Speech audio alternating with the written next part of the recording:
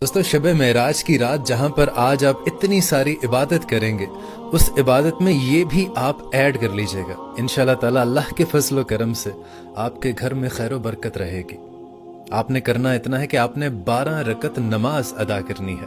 آپ 2 کر کے بھی پڑھ سکتے ہیں اور آپ 4 رکعتیں کر کے بھی پڑھ سکتے ہیں، لیکن پڑھنی آپ نے اس طرح سے ہے کہ ہر رکعت میں سورہ فاتحہ کے بعد آپ نے 3 مرتبہ سورہ اخلاص کی تلاوت کرنی ہے۔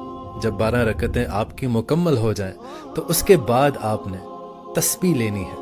آپ 100 سے کم مت پڑھیے گا، 100 سے زیادہ بے شک ہو جائے کوئی پرابلم نہیں، 100 سے کم مت پڑھیے گا۔ آپ نے پہلی تسبیح استغفر اللہ کی پڑھنی ہے، دوسری تسبیح آپ نے درود ابراہیمی کی پڑھنی ہے، اور تیسری تسبیح آپ نے آیت کریمہ پڑھنی ہے جسے دعائے یونس بھی کہتے ہیں۔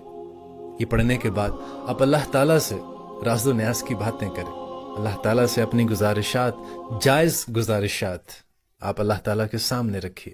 انشاءاللہ تعالیٰ اللہ پاک اس رات کی برکت، اس واقعے کی برکت، اپنے نبی پاک کی محبت کی برکت آپ کی تمام جائز حاجات کو پورا کریں گے انشاءاللہ۔